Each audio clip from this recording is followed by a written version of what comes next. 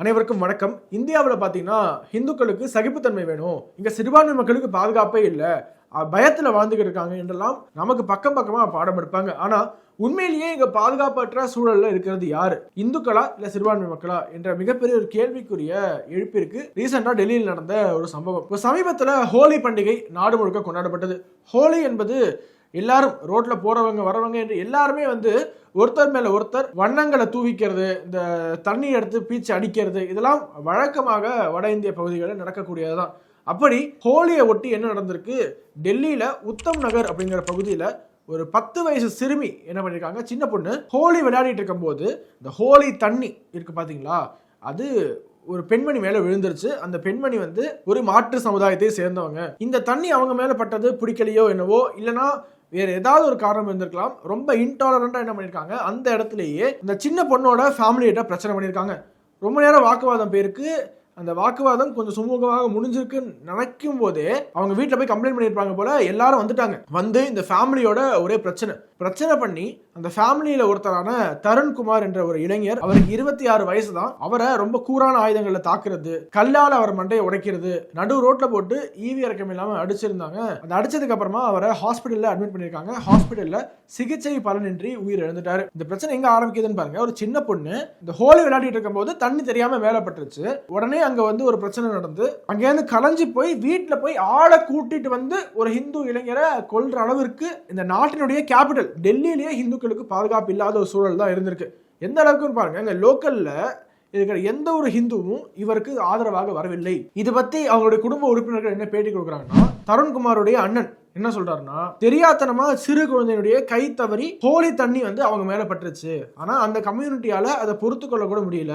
அவங்களை பொறுத்த வரைக்கும் அவங்க மட்டும் தான் இங்க வாழணும், வேற யாரும் அவங்களுடைய பண்டிகையை கூட கொண்டாடக்கூடாது என்ற மனப்பான்மையில இருக்காங்க. போலீஸ் தரப்புல இருந்து ஒரு சில அரெஸ்ட் பண்ணிருக்கோம் அப்படின்னு சொல்றாங்க. ஆனா அங்க குறைந்தபட்சம் 20 இருந்து 25 நபர்கள் வன்முறையில் ஈடுபட்டாங்க. ஒரு ஃபேரான இன்வெஸ்டிகேஷன் இதுல தேவை என்றும் சொல்றாங்க. தருண்குமாரோட தந்தை என்ன சொல்றாருன்னா, நாங்க அந்த பெண்மணிட்ட மன்னிப்பு கேட்டோம், தெரியாம உங்க மேல விழுந்துருச்சு, மன்னிச்சிருங்க அப்படின்ட்டு நாங்க மன்னிப்பும் கேட்டுட்டோம். ஆனா இருந்தாலும் அவங்க பொறுத்து கொள்ள முடியாம பிரச்சனை பண்ணணும்னு போய் ஆட்களை கூட்டிட்டு ஒரு 15-20 பேரு ரொம்ப கிரூரமா என்னுடைய மகனை தாக்கியிருக்காங்க, நெஞ்ச பிளந்திருக்காங்க, மண்டைய உடைச்சிருக்காங்க. இவங்க மேல ரொம்ப கடுமையான நடவடிக்கை தேவை.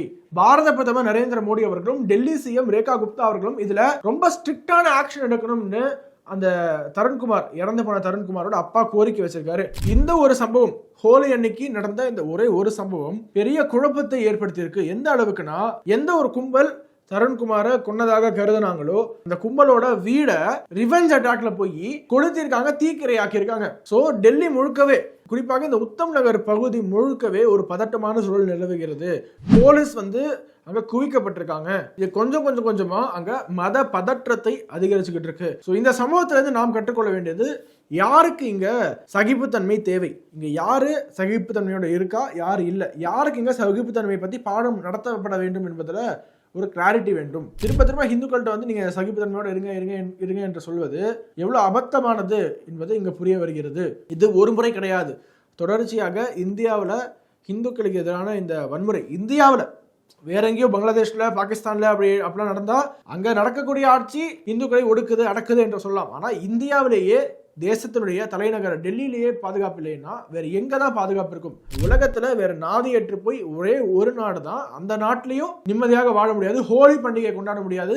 அப்படி கொண்டாடினாலும் கொல்லப்படுவார்கள் என்ற அளவிற்கு இங்க சிச்சுவேஷன் இருக்குன்னா, இப்போது இந்துக்கள் ஒன்றிணையாவிட்டால் வேற எப்போதும் இட்ஸ் நவ் ஆர் நெவர். இதுக்கு முன்னாடி எத்தனையோ சம்பவங்கள் பார்த்திருக்கோம். ராஜஸ்தான்ல உதய்பூர்ல கண்ணையாலால் என்ற ஒரு டெய்லர், அவருடைய டெய்லர் ஷாப்புக்கு உள்ளேயே பூந்து 2 அடிப்படைவாதிகள் வெட்டி கொல்றாங்க, கொன்னுட்டு வீடியோ போடுறாங்க. அந்த வீடியோ இன்னைக்கும் எனக்கு நல்லா ஞாபகம் இருக்கு. கையில கத்தி இருக்கும், கத்தியை வச்சுக்கிட்டு இந்த கத்தி அடுத்து பாரத பிரதமருடைய கழுத்துக்கு வரும், மோடி அவர்களுடைய கழுத்துக்கு இந்த கத்தி வரும் என்று மிரட்டுறாங்க. அந்த கண்ணையாளால் செய்த தவறு என்ன, ஐ சப்போர்ட் நூபுர் சர்மா என்று ஒரு போஸ்ட் போட்டது மட்டும்தான் கண்ணையாளால் செய்த ஒரு தவறு. வீடியோ எவிடன்ஸ் இருக்கு. அந்த குற்றவாளிகள் 2 பேருமே நாங்க தான் கொன்னோம் அப்படின்னு வீடியோ போட்டாங்க. ஆனா இன்று வரை தண்டனை பெற்றுக் கொடுக்க முடியவில்லையே. ஒட்டுமொத்த சிஸ்டமும் இங்க எப்படி இருக்கு என்பதற்கு இந்த 2 சம்பவங்கள் ஒரு உதாரணமாக நாம் பார்க்கலாம்.